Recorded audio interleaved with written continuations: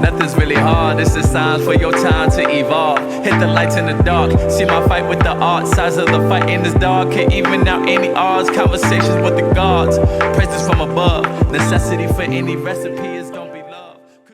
Welcome everyone, and thank you for joining us for this community conversation, Wellness Through Artmaking. And we're going to begin tonight with our land and labor acknowledgements. Thanks, Lydia. Hey, everybody. Starting with our land acknowledgements. We acknowledge that we do statewide work, and that work is on land stolen from Native and Indigenous people. Our office is on Duwamish land. I, too, am currently on Duwamish land and recognize that they were the first people here and were forced to move. Understanding our place in history and understanding how we can better support Indigenous communities is ongoing work. Thank you, Luther. And for our labor acknowledgement, we acknowledge that we benefit from the prosperity of the United States, which was built on the labor of enslaved people.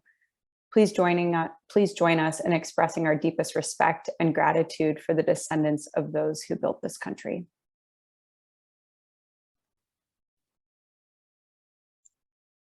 Cool. So my name is Luther Hughes. I am a program co-director with Lydia at Artist Trust. My pronouns are he and him. I am a poet and editor, and I reside in the south end of Seattle. And I am Lydia Boss. My pronouns are she, her. And I am a program co-director with Luther at Artist Trust, and I'm also a visual artist. If you're not familiar with Artist Trust, we are a nonprofit organization serving Washington state artists of all disciplines through grants, resources, and other professional development opportunities. Luther and I are here this evening as active listeners and to support our amazing panelists and moderator. So when it comes to these events and things like these events, our conversations, this work is directly informed by the input of our community, in particular artists who we serve and support throughout Washington state. Tonight's community conversation centers around the question, how can artists tend to their mental health through art making? We hope all of you can feel empowered through this forum and conversation to think about and think through what it means to incorporate mental health and wellness through art making and through your art practice. I just feel really, really warm, supported, and feel free to just chat and talk about these things as the artists on screen do so as well. At the end of the conversation, we'll have a Q&A session where you all can ask the panelists questions directly, but feel free to ask questions throughout the conversation, and we'll take note of that and put that aside and come back to it if necessary, but feel free to have questions at the end of the conversation. Lydia and I will pass on those questions to Dalisha. Dalisha will dish it out to the rest of the team here, and then those can answer as they see fit. In the coming weeks, we'll have this session recorded and available online for you, along with a survey to talk about, the good things about this, what we can improve, and also present some other ideas for community conversations. And again, the conversations really do improve and have a really good impact on how we support artists across the state. And so look out for that recording in a couple of weeks, along with that survey. So at this time, I'd like to introduce everyone to our amazing moderator, Dalisha Phillips.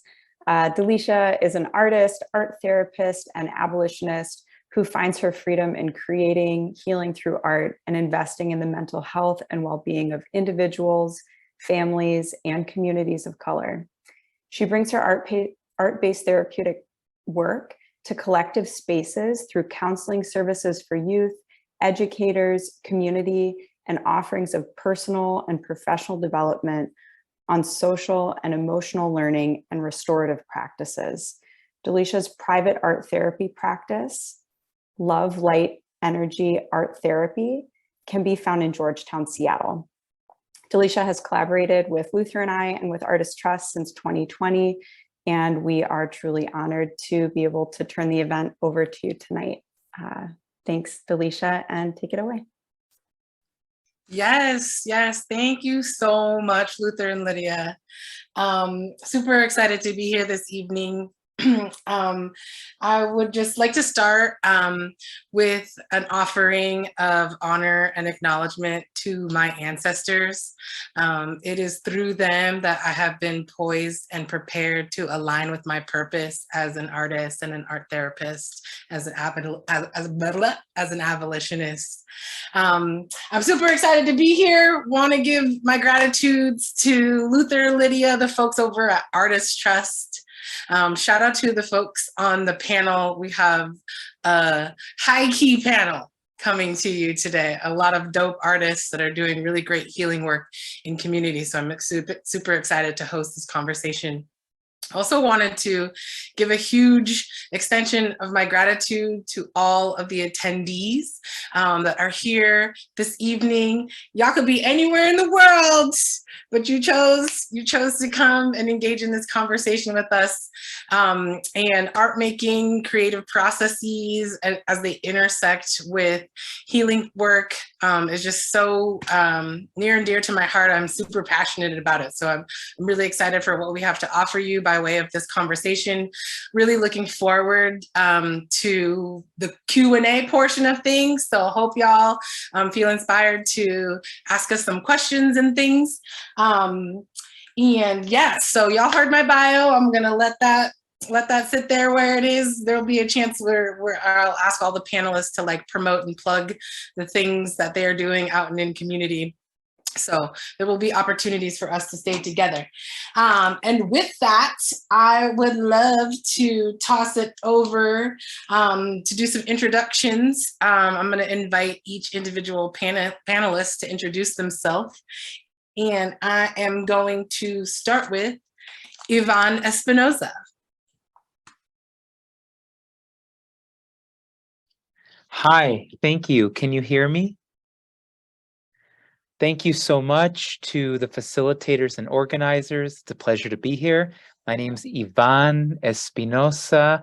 I'm a dance choreographer and multimedia artist working in the Olympic Peninsula, and I'm so grateful to be a part of this conversation. Beautiful, welcome. Thank you, Yvonne. Super excited to learn more about how you engage in healing and art making practices. And next I'm gonna toss it over to T.S The Solution.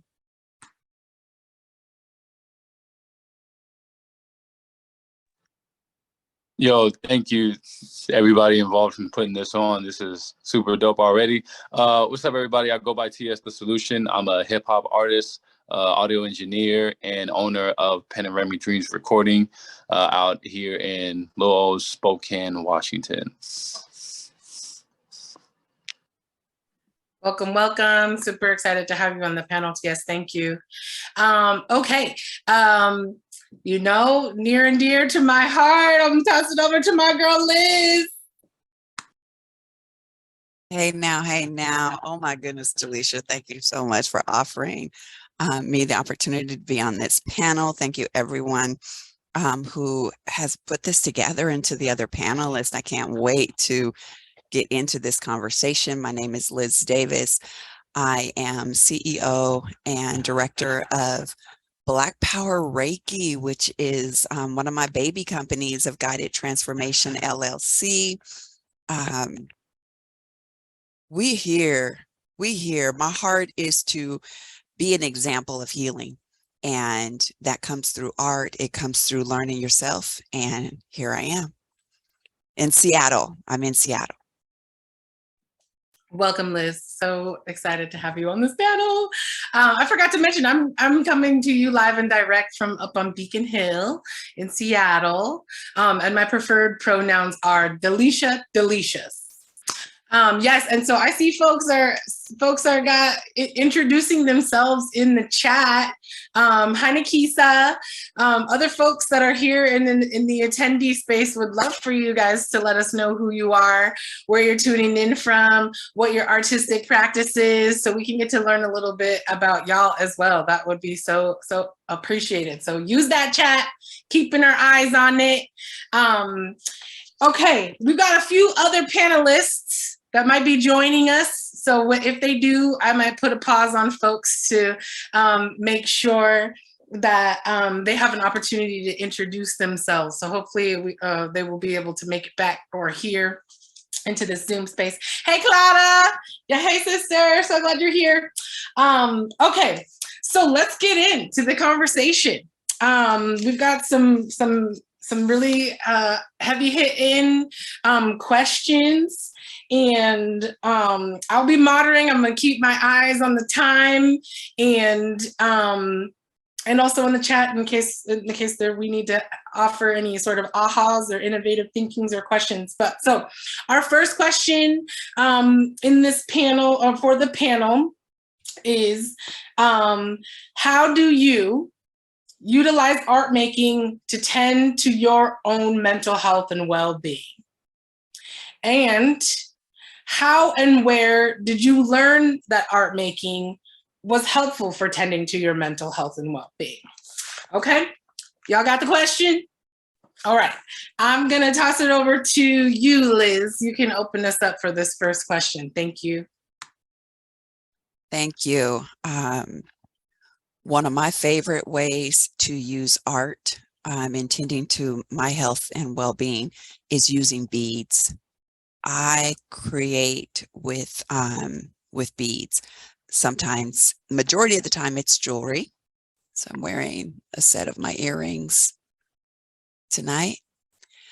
And other times, it's just keepsakes that I may have on my keychain that remind me of the process that I went through to create that particular beaded item, or things around the house. So that's one of my go-tos is beading. And I was born an artist. I'm gonna claim it because my mama is an artist, my siblings are artists, and my sister would bring home just tons of crafts and supplies that her job would normally toss away. And she said, oh no, I got, little sisters and brothers at home, we'll be happy to use it. And so we would make crafts and beading in the garage. That's all I've known as a way of play. In addition to, hopscotch and jacks. I'm a jacks champion, these big hands. And so that beading was just a normal way of life. And then I used it additionally, and we'll go further in some of this. But I came back to my beading in my process to lose weight and save my life. I'll leave it there. Beautiful, Liz. Thank you so much for sharing. You're welcome. Yes. Okay. And so I just wanted to take a minute to drop a pin in a little bit of context for why we're even having this conversation. And so thank you so much, Liz. You just dropped so many gems and jewels as you talked about the art modalities that have been helpful for you in your weight loss journey, and in really like your purpose and will to live and continue to be in the world, which I am so grateful and appreciative for. So why art making as it intersects with healing? And so as your resident art therapist in this conversation, I'm just going to drop a little bit of like expertise and knowledge. Okay, so we got these two hemispheres of our brain, right? We got our left brain and we got our right brain. Our left brain really dominates things like strategic and linear thinking. So A plus B equals C, things like scheduling, organization, our dialogue processes, all housed within our left hemisphere of our brain. And on the right hemisphere of our brain is where we host our creative selves. So things like our artistry, our creative identities, our imagination, and those sort of things. And so we live in a world that tasks us and often requires us to move in a left brain space. We got to split our attention. We got to be in this Zoom meeting and on that call and going over here. We're going over there. We're putting together recipes. We're figuring out what we're going to have for dinner.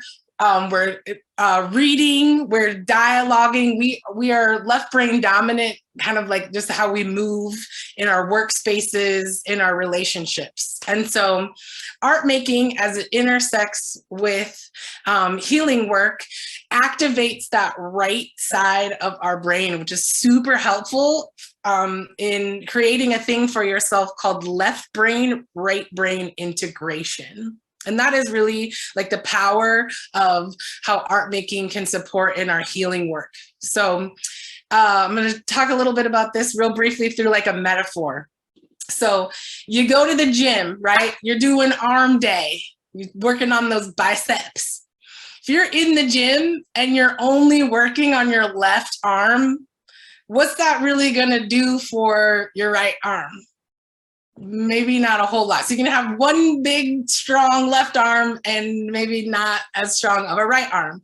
And so art making, as it intersects with healing work, really supports you in like working out that other arm. So left brain, right brain integration just really supports you in like being strong and resilient in both hemispheres of your brain, which allows you to move through the world in a more balanced and grounded and centered way. So Liz, as Liz is talking about how she integrates beadwork into her health and well-being journey, is really just giving you another illustration of how she has integrated left and right brain.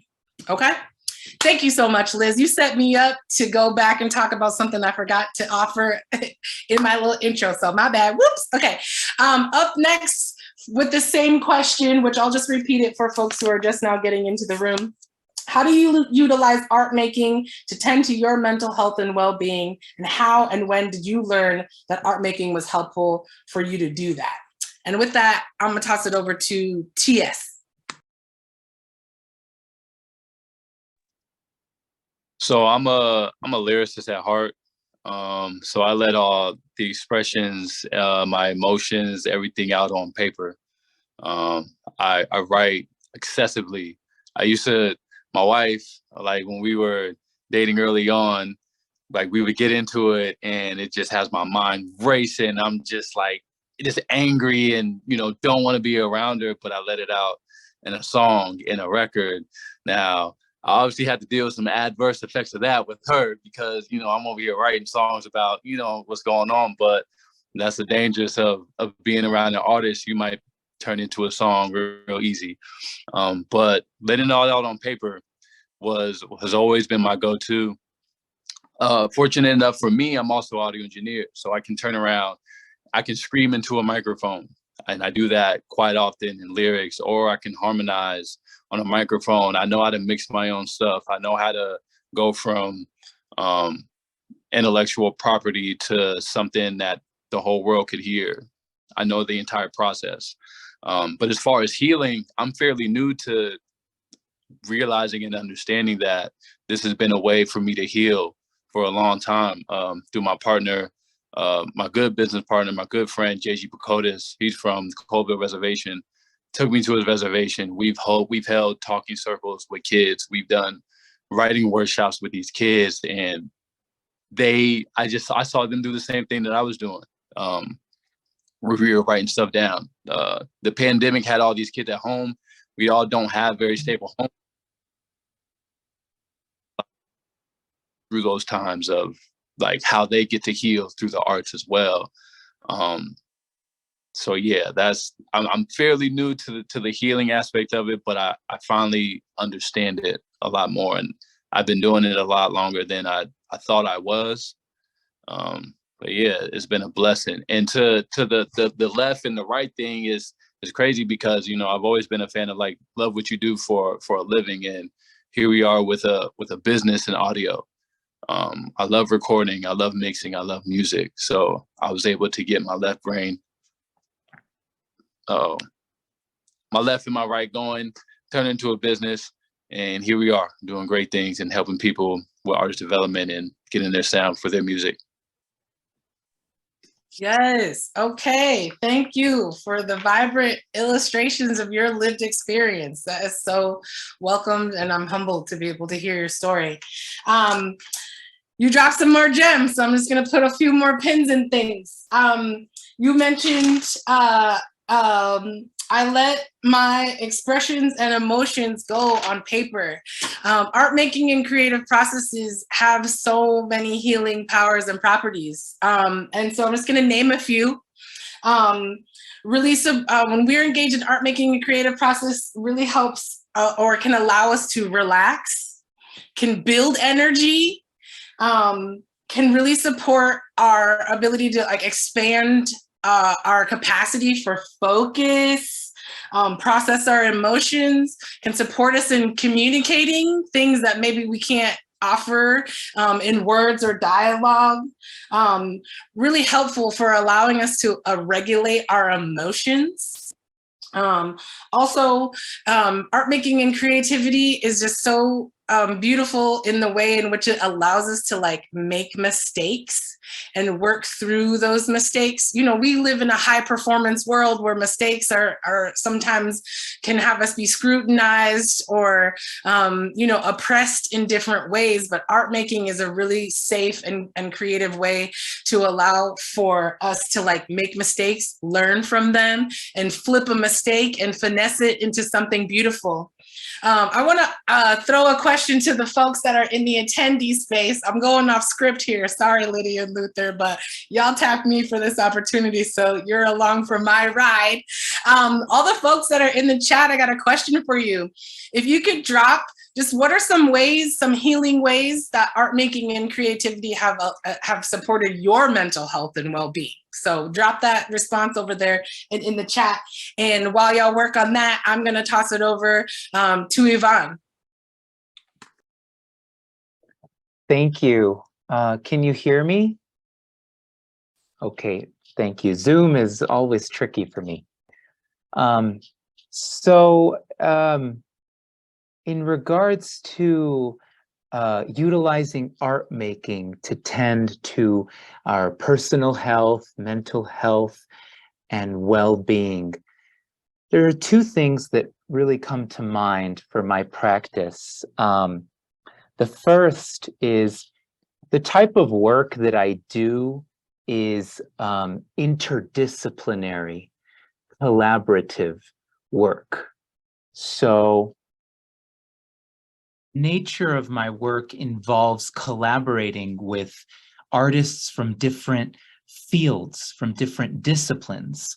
I'm a dance choreographer and I work with dancers, but I also work with musicians, sound artists, costume designers. I work with teachers, elders, sometimes with the work that I do that's about the environment and the earth.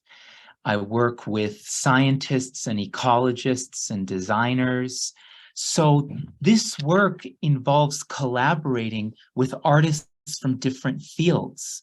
And so I think that what this does is that it fosters a spirit of collaboration, a spirit of open-mindedness, a spirit of learning from one another. And these qualities benefit our health, our evolution, and our progress. And these types of collaborative art projects also help to nourish us from isolation. Isolation is something that is plaguing millions of people in our country and all over the world, especially after the COVID pandemic. And studies have shown very clearly that isolation contributes to depression, anxiety, and all kinds of ailments.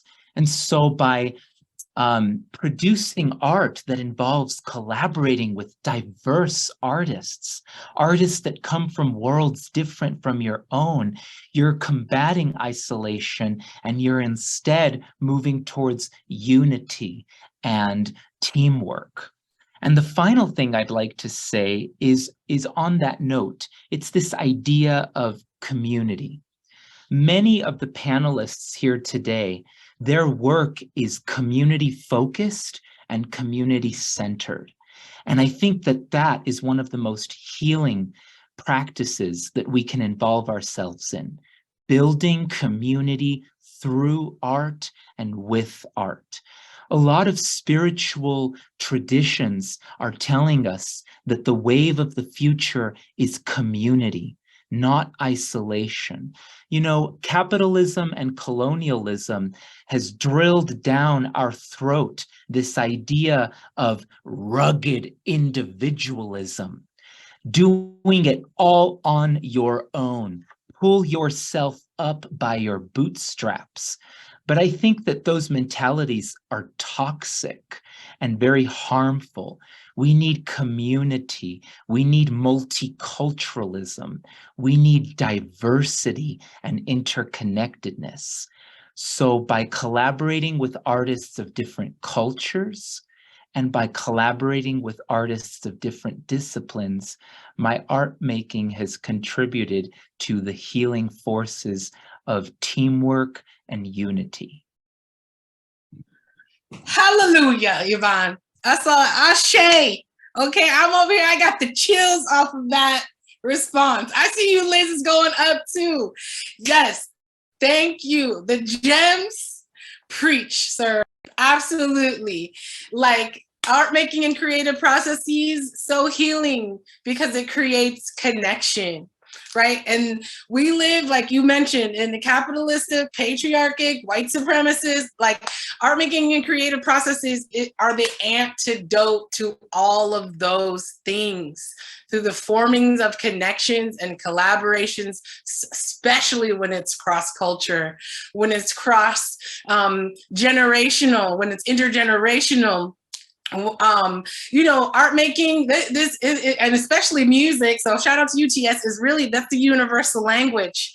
And so yes, thank you, Yvonne. Shout out to you for really just taking the conversation there. Let's get real with the people, because we did not come here to fluff y'all with no sugarcoating stuff. The work of art making and creativity is so healing by way of creating connection. And this is really how you can move your anti-racist, your anti-system, and all of that sort of work. So much, much appreciated. Shout out to you, Yvonne, dropping those gems. Okay, and with that, I am going to toss it over to another good friend of mine, super dope poet, super good dude, world traveler, Ben. How are you? I'm doing good. Are you in Mexico City? Where are you at? Right now, I'm in Dallas, Texas. Okay. Visiting the family. I can say amen and ashe as well to everything that I've heard. For me, I grew up in a family where my mother was a choir director and musician. My grandmother was a painter and singer. My great-grandmother was a singer. My cousin was a violin player. My brother was a jazz and rock musician. My sister's a singer and classical pianist. My father was a poet, mixtapeologist, and a pastor. So I didn't discover that art was healing. Art was always a part of my life, and art was always a part of the culture that I grew up in. But I will say that I guess the more the revelation came when I didn't have art in my life, and realizing how much I needed it, right, during the pandemic was very difficult for a lot of people. But for me as a poet and as a person who likes to throw events, I realized how much, right, I needed those poetry readings, and how much I needed those art shows, and how much I needed those dinner parties with friends. I will say that as a tool for healing, I've always wanted to use my art as a tool for healing, because as Yvonne said, we live in a world that wants us to think we're alone. And so with my poetry, I've always tried to share stories that bring people together. And I think we have to stop looking at art as entertainment, which is what, right, capitalism and industry does, right? It makes us think, oh, art or music or poetry is just entertainment. But art and poetry has always been a part of spiritual practices of indigenous peoples, right? Dancing and music and poetry, that's church, that's the mosque, that's prophecy, right? That's all of that. It's healing for us. So, I know that, politics many times puts us apart, but music, right? When you're at a concert, you don't think about what the religion or gender or political view of the person next to you. Y'all are all jamming out because you both love this song, you love this artist. And that's the great thing about music, and that's the great thing about poetry, and that's the great thing about visual art, that we can all appreciate the same thing. And it really, yeah, we have our differences, but art is the thing that always brings us together and lets us see what we have in common. So I will never separate art from any part of my life. It is part of my spirituality. It is a part of my politics. It is a part of my religion. It is a part of how I eat. It's everything. Yes. Okay. Thank you so much, Ben. Sounds like you've been blessed. All your people, you come from a line of artists. However, I just love that unique offering that you gave. That, like, I think what you said was the revelation. The revelation came when I didn't have art in my life. So you come from artistry, you come from creativity, but even artists still were able to come to your own unique realization of the power of art making and healing when that, which was so familiar to you, wasn't as accessible. I love that. Thank you so much for that offering, Ben. Okay, everybody coming through with their unique responses. Oh, I feel it. Okay, so let me actually pop over here to the chat real quick, because some folks, I just want to shout out a few folks, drop in the things that they do. Okay, Nikisa also uses beadwork to help them during the pandemic, during the early days. Had never worked with them before. Very calming and took their mind off the uncertainty that many of us had experienced during that time. Yes, beadworking, so powerful, especially for building focus, processing. I do a lot of beadworking myself. Okay, Grace, painting has helped them work through their emotions and also help them find a community that have been super supportive. Janice, okay, retired principal of an art integration school, offers that art making and art integration also improve academic achievement in low-income schools. I'm gonna tell you right now, if it weren't for all of my art making classes, being able to work in clay, playing the violin in the orchestra, being on my team, my high school speech and debate team, I wouldn't have graduated. I'm gonna tell you, I wouldn't be here today if it weren't for all of those opportunities that I had to access art in education spaces. Okay. All right. I know I'm supposed to be minding the time. I'm over here just like blah, blah, blah. So I'm gonna move it on. The next question, and we're going to go around again with the panelists. Question number 2 is, how do you utilize art making in your healing work with others? Okay, and this one we're going to kind of go backwards. Ben, I'm going to toss it right back to you. You can be number 1 on this question. How do you use art making in your healing work with others? I think for me, that's a two-pronged answer. And for one, in my poetry, I think when we all have our struggles, right? We go out in public, and a lot of times in our friendships and our relationships or at work, and we dress nice, we smell good, and we try to put on this idea that we don't have any problems in our lives. And I think what I've learned is the more vulnerable I've been in my poetry, when I talk about the challenges that I have, when I talk about whether it be health issues or relationship issues or things that me and my family are experiencing, right? I've always had people come up to me after and say, "Hey, I'm dealing with that same thing," or, I just lost a uncle or an aunt or a cousin, or right. When we lower our defenses and show people, "Hey, sometimes I'm weak. Sometimes I don't know. Sometimes I don't understand," right?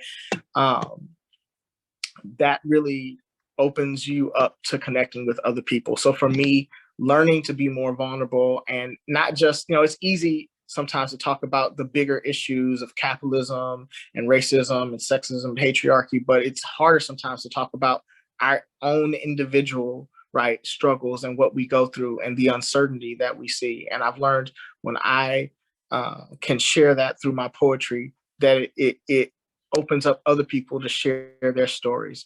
One example I can say is that, you know, people who know me now, they're like, oh, you're doing well, you're doing great in life. But, you know, there was a period 10 years ago where I was houseless, right? And I was sharing that with another poet who's a nationally known, well-recognized poet. We were having a private conversation. And when I told him that, he was like, I was houseless too. And we just had this deep conversation. We never would have known those things about each other because right now, right, we're doing well in life. And so it's not something that people would even ever suspect. So I think being vulnerable and sharing not just the highs of our life, right, which is Instagram, right? I'm in Mexico, I'm in Paris, right, I'm in Denmark. We tend to be the society now that only wants to show people that we're doing well. But when we can also say, hey, I've been there too. I've struggled with addiction too. I've been houseless too. I think it opens us up to real connections and real healing because we can then share our stories of how we've overcome those challenges. Yes, Ben, thank you so much. Pro tips, okay? When we move through our worlds, like just trying to give off this facade that we are never vulnerable, that we don't have anything that we're working through, that actually puts us in a defensive type space. And that takes a toll on your body. It physically manifests as things like back problems, jaw clenching, teeth grinding, squinting, headaches and things. And so thank you so much for that offering, Ben, and that encouragement to utilize your art making and creativity to do things like lower defenses and be vulnerable, because when we hold on to those things inside of our bodies, it takes a toll and it takes years off of our lives. So much appreciated.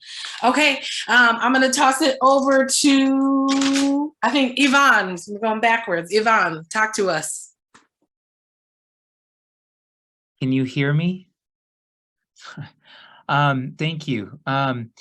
So I would like to acknowledge and give gratitude to something that Ben stated just a little while ago.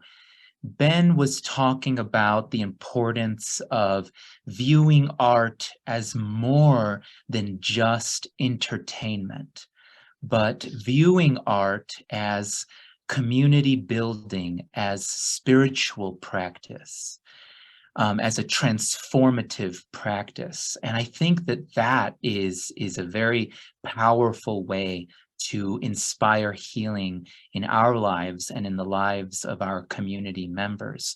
So I want to acknowledge and celebrate that.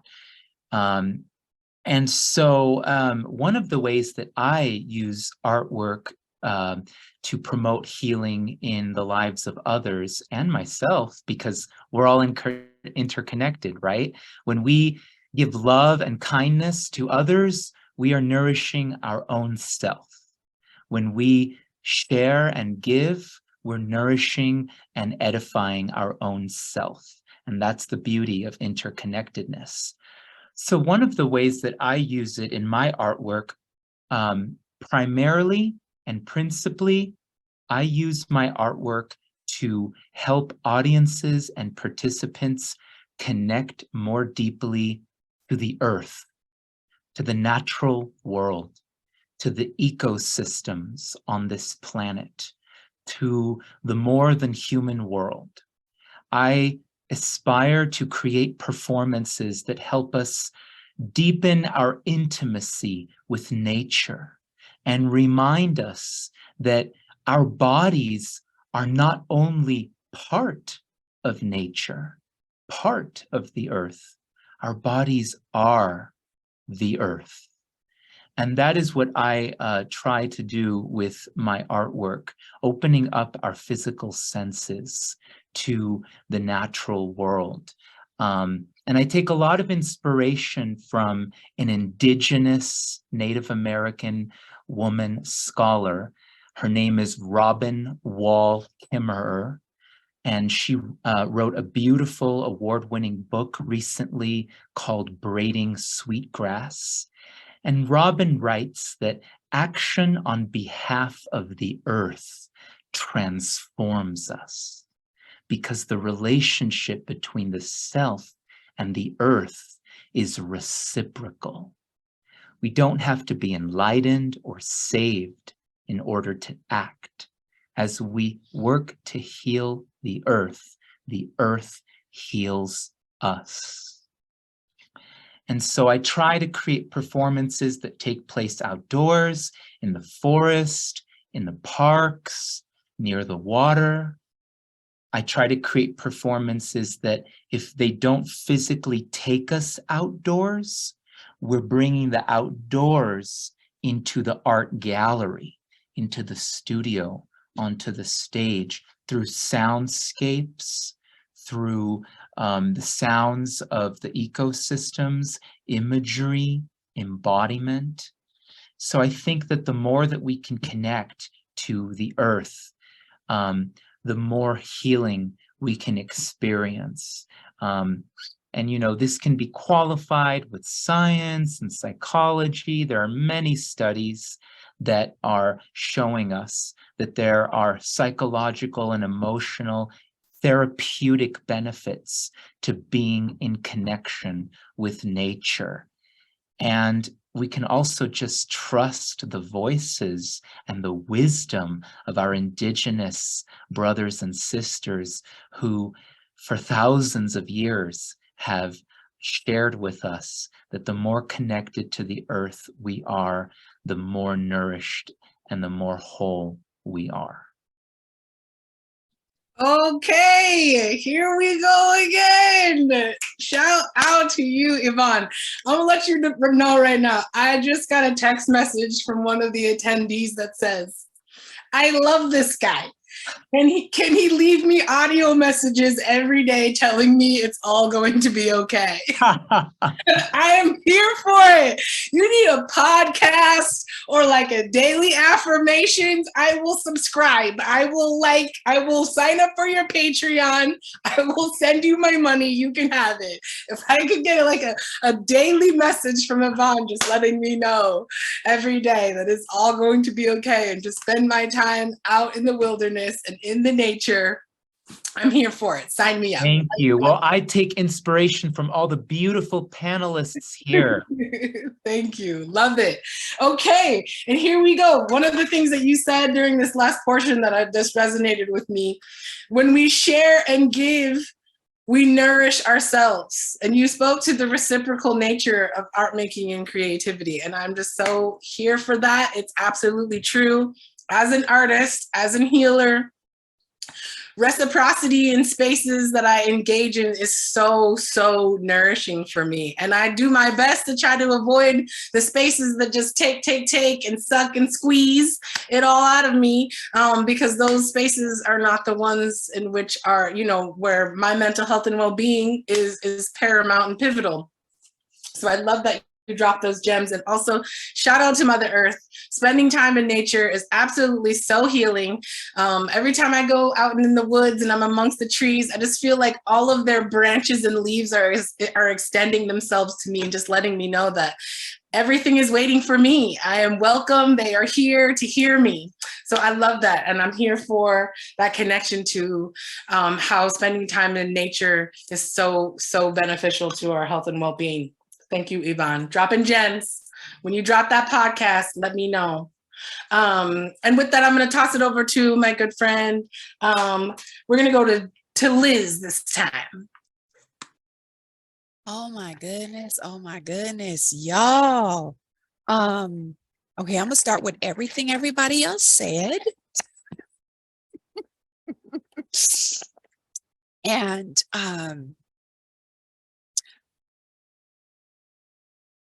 being intentional, loving on myself on purpose. And one of our mentors, the wise and beautiful Dr. Mams, hey, Dr. Mams, if you're on, she recently said, stop saying unapologetic.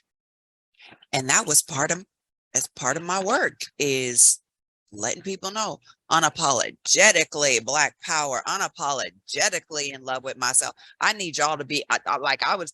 And she said, okay, we got to stop doing that. Love yourself.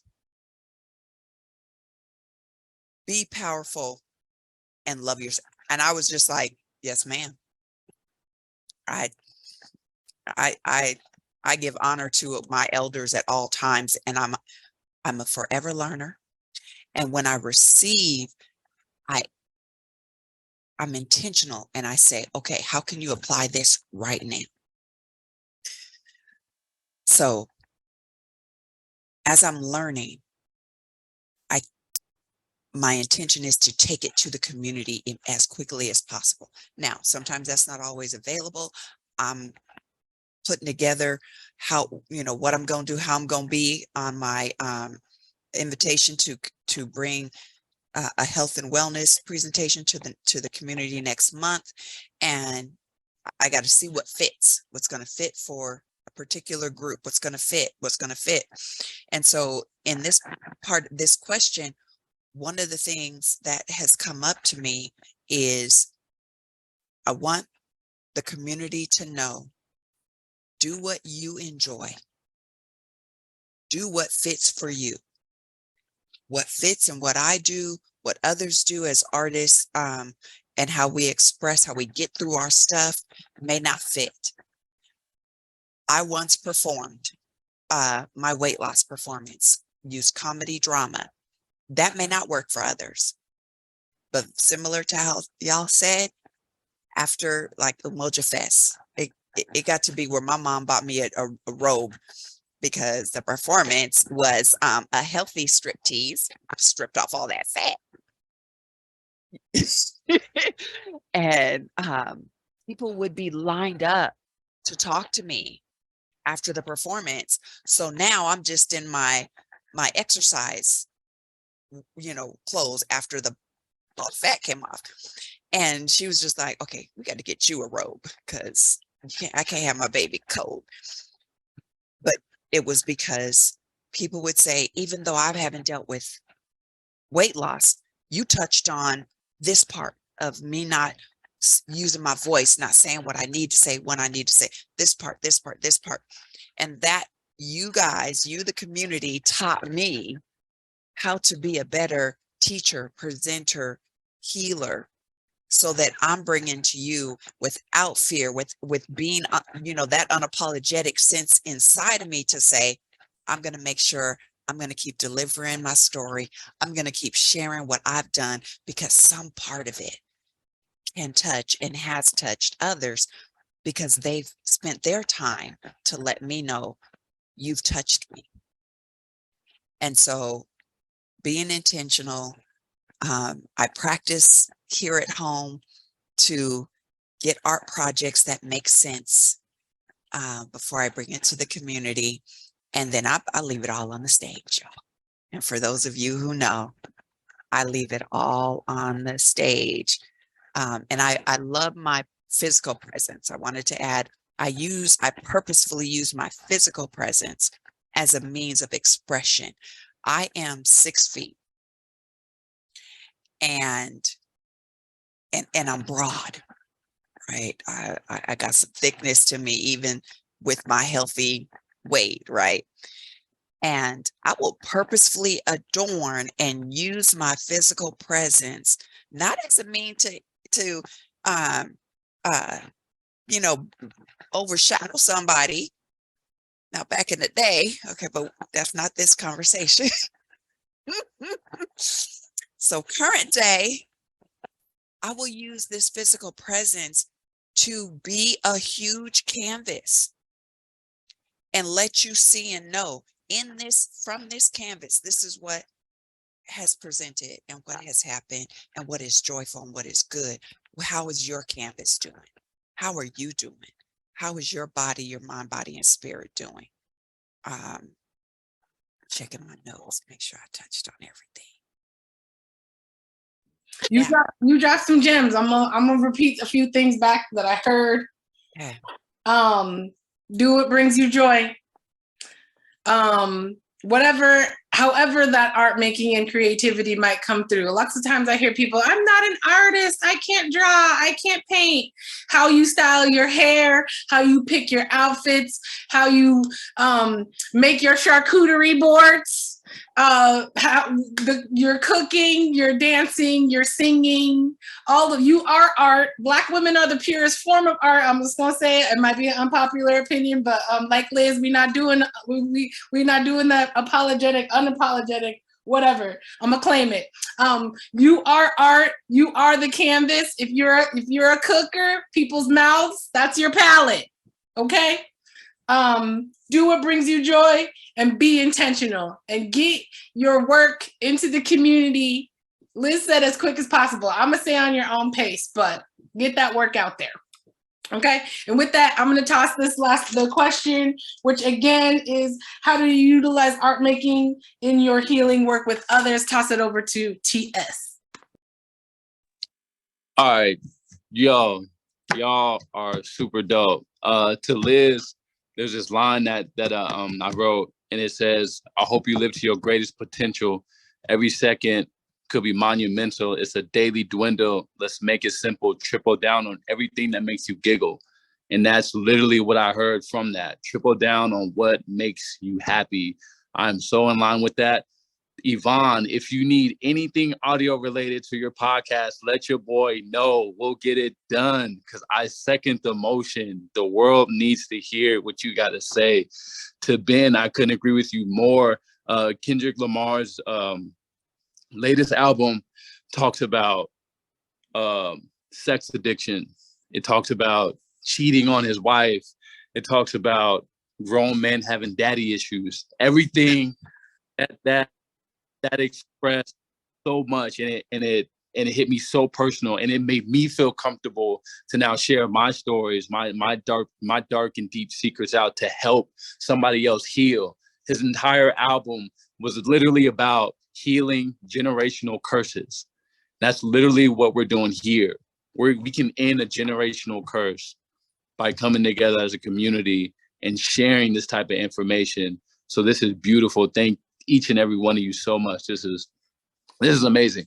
We do it through education. I think me and my homeboy, we say a lot, like, man, we got these feelings and these emotions and how we feel. We just don't know what the word is. We don't know how to say it. Like, what is it that we feel? So like, but once we learn, like, man, a lot of the time it's your purpose. That's your purpose talking to you, or that's your follow your gut, all these different things. So we try to educate one another on what it could be. And it obviously comes from a conversation to be had. We try to make ourselves available as possible to the community, host small events. As an audio engineer, my thing is frequencies, right? Like, frequencies are, what frequencies are we in line in? You know, there's something to be said about low end frequency and what that does to you. There's something to be said about high end frequency. So I try to pay close attention to that, but also educate my homeboys that come in and, you know, hey, we want to do music, or we want to sound like this, that, and the third. And it's like, that's cool and all, but we got to talk about sonic characteristics. We got to talk about, you know, where you at mentally. Are you ready to even record this record? There's so much that goes into songs that people don't talk about. We just like to see the glam, like Ben was saying, like when we post on IG, yeah, we in the studio, we doing this, that, and the third. And it's like, if you're not in line or in sync with your message in a record at a particular night, it's not going to come out right. You're not going to like it. We're not going to feel it. You know, I think as listeners, we don't give ourselves enough credit. We can sense the BS. Like, we don't want that. We can tell when it's not right in a record because your heart isn't in it, your emotions isn't in it, it's fake. We can hear it. Like, the audible senses are so powerful. So what we try to do is to educate everybody, especially when it comes to studio etiquette. Before you even record a project with us, we have what's called a pre-production. We get to know you as an artist. I don't want you to just come in and, hey, give me your money and we're gonna make this. No, are you ready for this? Like, you're about to go on a musical journey. Like, I'm not here to just gloss over and like get you in the door and get you out. No, I want to help your career. Like, you can change lives with this music. You can get people messaging you and say, hey, you changed my life, or you saved my life. That's what I want. So we try to educate one another around here, especially when it comes to studios, especially when it comes to these songs, especially when it comes to these messages, because there's a lot of power in music, a ton of power in music, outside of the double entendres, the synonyms, there's just so much layers to music. But educating our community, so we're all empowered. That's all we want to do, is empower the future. Yes, thank you. Come through, TS. A few things I heard: triple down on everything that makes you giggle. Make it rain. Make it rain on what makes you happy.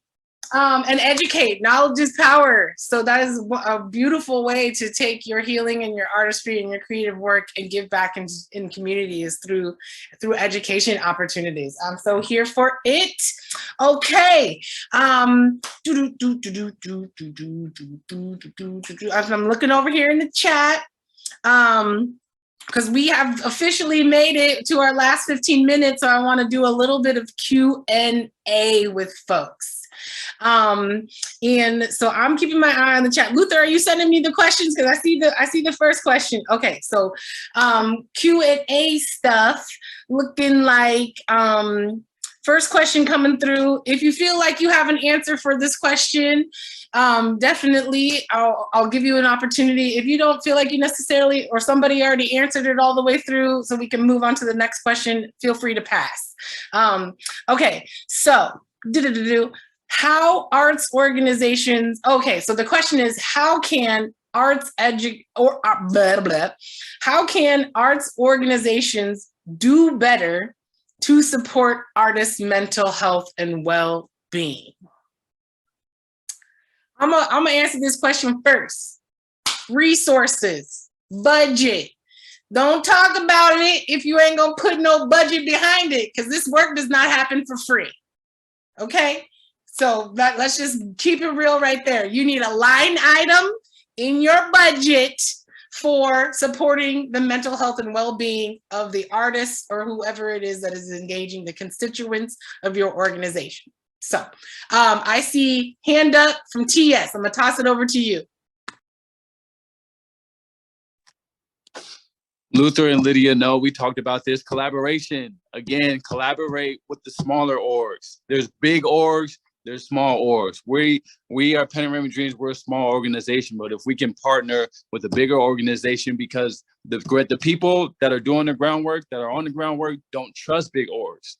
So we don't know big orgs. Even if they had money, it's like, whoa, who are you? I don't know you. Why do you want to give me money for my art? I don't know you. But we know them. You partner with somebody that knows these people, and now it's like, okay, you cool with them, I'm cool with them.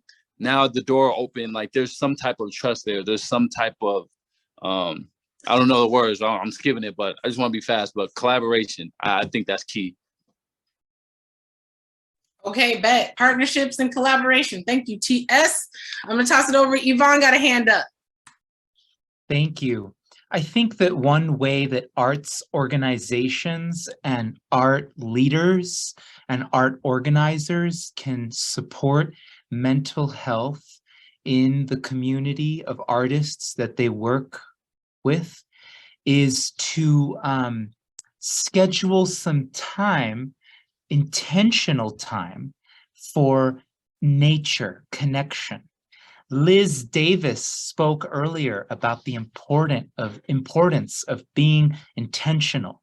Liz talked about how being intentional can help us to move forward with our visions and manifesting them into reality. And so arts organizers can be intentional about scheduling. And it's a time for teams and coworkers and fellow artists to not only bond with each other, talk with each other, get to know each other, but also to experience the therapeutic healing benefits of being in nature together. And nature retreats are a great thing. And so this is a great way that we can support mental health. And the second way is by supporting more collaboration, as T.S. The Solution brought up, the importance of collaboration. And we can do this by grouping more experienced, more veteran, perhaps elders, people that have been in the organization for a long time, grouping them with the new members. Because the new members, you know, when you're the new person, you feel shy, a little insecure, you don't know a lot of people. And so you can create these partnerships. You can help support the people that are entering the community. So these are some ways. Thank you. Schedule time outdoors and connect people to in an intergenerational type way so that folks who have been around can support young folks. And then also there's reciprocity to that, because I work in a lot of spaces with young people and they are brilliant. They have a lot to offer in spaces and sometimes they don't get the opportunity to do so. So this is my personal plug. Let young people get on the microphone, and I need some me and myself included, folks who are up there in age and elders and things need to open up their ears a little bit more to what young people's got to say, and vice versa. All right, Liz. Oh my goodness, that was such a perfect setup, y'all. One of the things that I've noticed, one, Dalisha, thank you. Make that line item. The money is needed to support our work. And one of the things that has come up in growing my business and bringing forth what I do and understanding of what I do, I have to educate. I have to educate on what Reiki is. I have to educate on why art is part of it. And it's a connection of healing arts and traditional arts. The other element is treat artists as a valuable expression of what is needed in every part of today's society. Our work is not limited to museums or a one-time performance. Our work can come and be a part of what gives life and breath and color and all the vibrations. Woo, T.S. The Solution. Yes, like my mind is blown because my conversation Friday was in another community supported space by our elder. We literally touched on, one of the brothers talked about the octaves and hitting sound correctly and how it impacts the negative and the positive. And we have to come out and crisscross from what we've been programmed with. The babies, they are the ones who we regularly give art to. We will give art and support art in our children's environments more readily than we do in the adult and teenage environments. We must bring it across the board. And I will say, I know that there's a lot of art programs being cut or have been cut from our children's programs and school as well. So we need to bring them back, and we need to make sure that we honor art at all age levels and all aspects of life. Those to me, knowing that my art is wanted and I'm wanted as an artist in everyday part of society, that's going to help my mental health, because now I'm encouraged to continue doing what I do, the way I do, how I do, when I do, with who I do. Come on, yeah. All right, I'm gonna leave it right there. Yes, Liz. Thank you, sis. I'm gonna keep it a buck right now. Liz is who I go to for my healing work. So I'm just gonna put that plug out there. She is an amazing Reiki master. She lines my energy all the way up. We'll actually be leaving this session to go to a womb working session with a group of women who are all doing work to support the health of our wombs. I know some of y'all are in the attendee space, so shout out to y'all. We'll see y'all in about 10 minutes. Another question that I see coming through in the chat is, so beginning to incorporate wellness and well-being in my art practice sometimes sounds exhausting. How do I even begin my mental health through art making journey? Okay, I'm a pro tip on this one. Art making in and of itself has therapeutic value. So if you're making and creating, you're already on the journey. Yay! You're already on the journey. You've already started. So as for the starting piece of things, you're already on the journey. So what I would say is continue to create, continue to make art, continue to show and share your work, talk about it, engage with other artists about it, get some constructive critique on your work. All of that in and of itself, what you're already doing by way of creative and art making processes is going to have a therapeutic value. So the second thing I would say is to just do some personal reflection and introspection on how your current art practice is already benefiting your life. Just make a list. Post that list up where you can see it. Post it up in more than one spot. When things are out of sight, on a list in a notebook, out of sight, out of mind, insight on our mind. So if you want to continue to be encouraged on your own journey, write a list as to how your art making process benefits your mental health and well-being, and post that list up somewhere that you can see it regularly. Ben, I see you got a hand up. I'm gonna have this be our last question. Is that cool, Lydia and Luther? So that we can do a little bit of our closing logistical kind of things. If you have something that you really want to say, or you got to get it off your head before this session is over, drop it in the chat. And with that, I'm gonna toss it over to Ben. Yeah, I would just say, this question asks, how do we make the start? And I agree with you, Dalisha. It's, if you're doing the art, you're already on the process. And I think we already know this subconsciously, right? But we don't necessarily always recognize it, right? When we're on a date or with our partners, right, there's a certain type of music we play, right? Like to set the mood, right?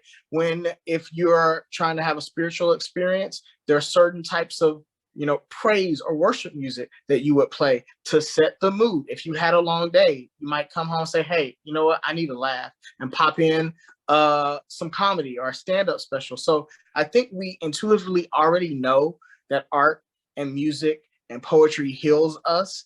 I've even, know a lot of friends who are no longer quote unquote religious per se. They may not be involved in a church or mosque or synagogue, but they say, when I go out on Saturday night to dance, that's my church. Or when I go to a poetry slam or reading, that's my church. So I think we intuitively know. It's just that society, the large society, doesn't always acknowledge the importance of art, but we already know what makes us feel happy. We know when we need a laugh. We know when we need to cry. And so I would say that we just gotta listen to our gut. And sometimes you don't feel like writing, but you feel like painting, paint. Sometimes you don't know why, but you feel like dancing, dance. I think we already have this gut intellect. Follow your heart. Some people say follow your gut. Some people say follow your heart. And we have now, there's science to actually show, right, that we actually have three brains, one in our head, one in our heart, and one in our gut. And that there are actually some of the same cells that are in our brain are also in our heart, in our gut. So when you're feeling it, do it, appreciate it, participate. Thank you. Thank you so much, Ben. Yvonne, I see your request. I'm going to come back to you in just 1 second. As we approach this last few minutes and we get into our closing, I want to allow all the artists on this panel and folks who are in this attendee space the opportunity to stay together. Let's stay together. So I'm going to ask all the artists on the panel and anybody in the attendee space, if you've got an Instagram, an email, an event coming up that folks can come and see your work or stay connected to you somehow, drop it in the chat. I myself, I've got an event coming up this Thursday in partnership with the Office of Arts and Culture down here in Seattle. It is called Art, Artists, and the Narratives of Loss and Resiliency. It is a community-based conversation on the impacts of gun violence, and it will be told through the lens, or it will be coordinated through the lens of a drama therapist. So if you want to come make some art, meet me in person, please come to that event. I'm going to drop that in the link right here. And with that, Yvonne has a response to this last question that he would like to offer as well. Yes, thank you so much. So in response to this question of, I've begun the process, the journey of integrating healing and therapeutic wellness into art making, but it seems a bit challenging, exhausting was the word in the original question. So my response to that is I encourage people to think about how they can situate their art making in relationship to community, because individualism is a very toxic mentality. It comes from colonialism, it comes from capitalism, and the wave of the future is community.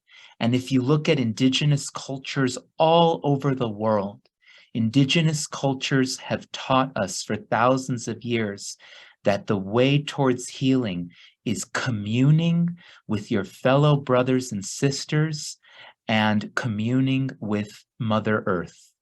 And so this is what I recommend. If the idea of art making feels exhausting, think, how can I share this with others? How can I be in service to others?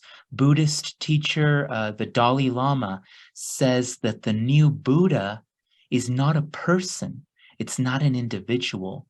It's the Sangha. Sangha means community. Ooh. So he's saying that the path towards enlightenment is in community building. Yes. So that's what I wanted to offer there. Thank you so much, Yvonne. Gems, gems, gems. Everybody on this panel, gems, dropping so many gems. All the attendees, thank you so much for joining us. I hope that this was illustrious and beneficial for you as you engage in your art making and creative processes. My two last pro tips: one, create, make stuff, share your art, show it, and then also stay hydrated, drink water. I'm a water pusher, stay hydrated. Toss it over to you, Lydia and Luther. Thank you so much. Thank you, Ben. Thank you, Yvonne. Thank you, T.S. Thank you, Ben. Thank you, Liz. Thank you all for that wonderful conversation. It was really, really enlightening, really powerful, and also just really warm to hear you guys talk about different ways to incorporate and to integrate mental health and what that means for each of you. And so thank you all for just being vulnerable and tender and intentional, and also caring. Thank you, Dalisha, for moderating. Excuse me. Wonderful to have you. But anything you were doing, your energy is always just unmatched and always just fun to be virtually around and also around. Thank you, Yvonne, Ben, Liz, and T.S. as well for being here and speaking your truth and being part of the conversation. Again, it's really, really helpful and really, really humbling to hear you guys talk about, your work and how you incorporate mental health and wellness through community, through your own art practice, where you've come from, where you struggled with, and how you got here today. So again, thank you all for being here and being vulnerable and tender with each other and with the audience as well. I'll second everything that Luther said. We appreciate each of you so much. Dalisha, it's always a pleasure to collaborate with you.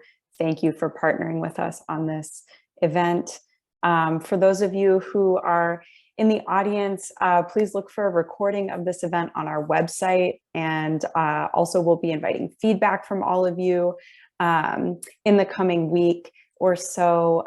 We definitely look forward to exploring more topics related to the connection between wellness and art making throughout the rest of our mental health and wellness program series, taking place every other week until the end of November. So again, thank you to each of you. And we're going to end tonight with some music from TS. So we'll see you next time. And thanks again.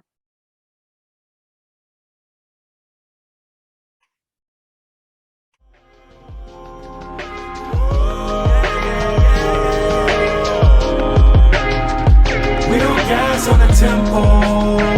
We don't ask for the info. We don't crash up your disco. Just keep it calm, cool and simple. We don't gas on the tempo. We don't ask for the info. We don't crash up your disco.